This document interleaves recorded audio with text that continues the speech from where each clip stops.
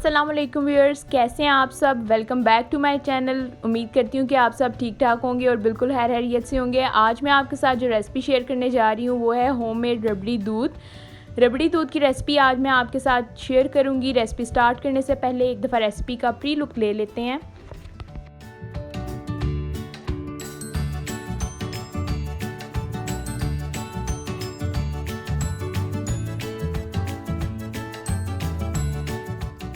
जैसा कि pre look आपने देख लिया रबड़ी दूध का, अब उसके इंग्रेडिएंट्स की तरफ बढ़ते हैं और इंग्रेडिएंट्स का ओवरव्यू एक दफ़ा ले लेते हैं। फिर स्टेप बाय स्टेप मैं आपको बताऊंगी कि इसमें कौन से इंग्रेडिएंट्स कितनी क्वांटिटी में यूज़ होंगे। सबसे पहले हम देख लेते हैं, बर्फ़ी हमें चाहिए होगी।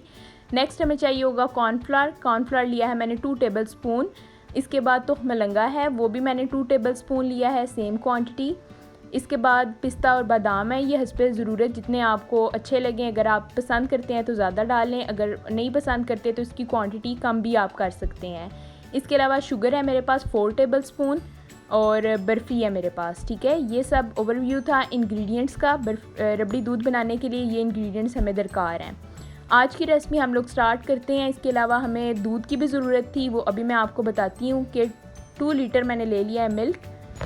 इसको मैंने लो फ्लेम पे पकने के लिए रख दिया है। जब इसमें उबाल आना स्टार्ट होगा फिर मैं इसमें स्टेप बाय स्टेप इंग्रेडिएंट्स को ऐड करूँगी। इतने में जो बर्फ़ी थी मेरे पास उसको मैं क्रश कर लूँगी। आप देख सकते हैं अभी मैंने बर्फ़ी को क्रश कर लिया और बाकी इंग्रेडिएंट्स वैसे ही हैं मेरे पास। अभी दूध में उबाल आना स्टार्ट हो गया है। जैसे ही दूध में उबाल आना स्टार्ट होगा तो इसमें मैं step by step ingredients add करूँगी। सबसे पहले इसमें मैं ऐड करूँगी शुगर ऐड करूँगी सबसे पहले, ठीक है। फिर उसके बाद इसको मीडियम फ्लेम पे अच्छे तरीके से पकने दूँगी। अभी आप देख सकते हैं मैंने इसमें सबसे पहले शुगर ऐड कर दिया और 3 से 4 मिनट के लिए मज़ीद मैं इसको मीडियम फ्लेम पे पकाऊंगी। फिर नेक्स्ट इसमें ऐड करूँगी क्रश की हुई बर्फ़ी, जो कि अभी मैंने आपको दिखाई थी। इसको आपने टाइम टू टाइम हिलाते रहना है, ये नहीं कि छोड़ के आप साइड पे हो जाएं, दूसरे कामों की तरफ लग जाएं। इस तरह ये खदशा है कि ये नीचे लग जाएगा। इसमें अब मैंने बर्फ़ी ऐड कर दी है।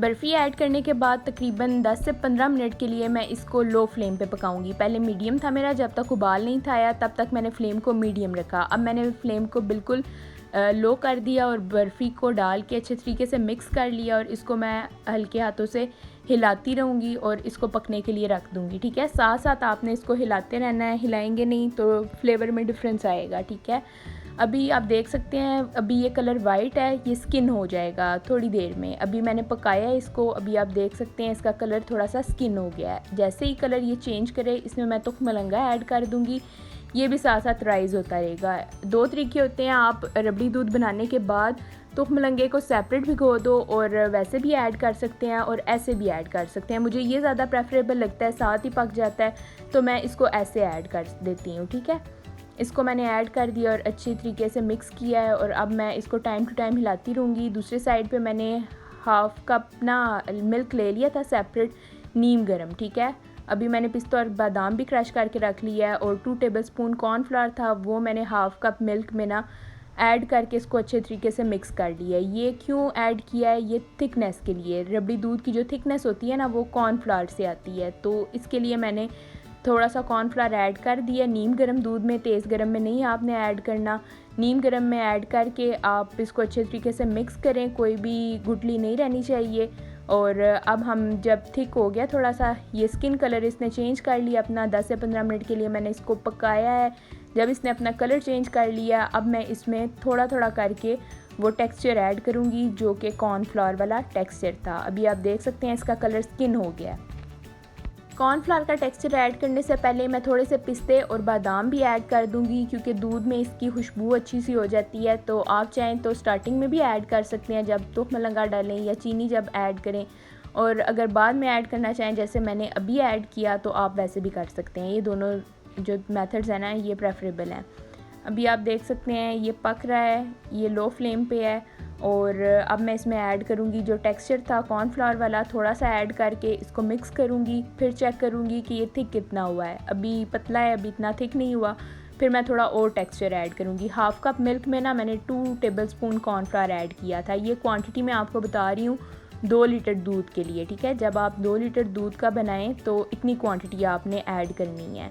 इससे तकरीबन 5 ग्लास रबड़ी दूध इजीली बन जाता है और बड़े ग्लास। ठीक है, अभी मैंने थोड़ा सा और ऐड किया है टेक्सचर और फिर इसको मिक्स किया है। अभी भी मुझे इतना थिक नहीं लगा। अब मैंने सारा टेक्सचर ऐड कर दिया है और अब मैं इसको अच्छे तरीके से मिक्स करूँगी। अब मुझे थोड़ा थिकनेस का अंदाज़ा हो गया है। ये लास्ट वाला भी मैंने जब पोर्शन ऐड कर दिया टेक्सचर का, तो अब मुझे अंदाज़ा हुआ है कि अब ये बिल्कुल थिक हो गया। अब इसको मज़ीद 5 मिनट के लिए, 5 से 7 मिनट के लिए लो फ्लेम पे मैं पकाती रहूँगी। इसमें उबाल आते रहेंगे और मैं साथ साथ हिलाती रहूँगी। आपने ये कॉर्नफ्लावर वाला टेक्सचर ऐड करने के बाद बिल्कुल भी इसको नहीं छोड़ना। अगर आप छोड़ देंगे वो जो कॉर्नफ्लावर पाउडर है वो नीचे बैठ जाएगा और टेस्ट बिल्कुल डिफरेंट हो जाएगा। ये पक चुका है। अब मैं इसको ठंडा होने के लिए रख दूँगी और ठंडा होने के बाद जब मैंने इसको ग्लासेस में पोर किया तो मैं आपको इसकी फाइनल प्रेजेंटेशन दिखाती हूँ। ये ठंडा हो चुका है। अब मैंने इसको ग्लासेस में पोर कर दिया है और इसके ऊपर पिस्ता और बादाम स्प्रेड कर देंगे। कुछ लोग कहते हैं कि हम लोग जब पिस्ता और बादाम डालते हैं तो वो ऊपर सेट नहीं होते, मिक्स हो जाते हैं, इसलिए कि आप बहुत ज़्यादा पतला रखते हैं। आप मेरी वाली रेसिपी ट्राई करें, सेम क्वांटिटी सेम इंग्रेडिएंट्स लें तो इंशाल्लाह बिल्कुल सेम एज इट इज़ बनेगा। अभी आप इसकी थिकनेस का अंदाज़ा कर सकते हैं कि जब मैं पिस्ता और बादाम स्प्रेड कर रही हूँ तो इसके अंदर मिक्स नहीं हो रहा, ऊपर ही प्रेजेंटेबल लग रहा है। ठीक है, आज की रेसिपी हाईली रिकमेंडेड है। ये बहुत डिफरेंट रेसिपी है, बिल्कुल बाज़ार जैसा रबड़ी दूध बनता है, बल्कि बाज़ार से भी अच्छा। मुझे इसका रिव्यू बहुत अच्छा मिला, सब ने बहुत ज़्यादा तारीफ़ की कि ये लग ही नहीं रहा था कि घर में बनाया हुआ है। इसका टेस्ट बाज़ार के रबड़ी दूध से भी ज़्यादा अच्छा था। तो आप ज़रूर इस रेसिपी को ट्राई करें। इंशाल्लाह आप भी सेम इंग्रेडिएंट्स यूज़ करके रेसिपी बनाएंगे तो सेम ऐसा ही बनेगा। ये थी फाइनल प्रेजेंटेशन, ये थी मेरी आज की रेसिपी, रबड़ी दूध की रेसिपी जो कि आपके साथ मैंने शेयर की है। अगर आज की रेसिपी आपको अच्छी लगी है तो मेरे चैनल को सब्सक्राइब करें, मेरी वीडियो को लाइक करें और बेल आइकन को ऑन कर दें ताकि नेक्स्ट आने वाली वीडियो सबसे पहले आप देख सकें। Thanks for watching, take care. Next video में आपके साथ मुलाकात होगी, तब तक के लिए इतना ही। अल्लाह हाफ़िज़।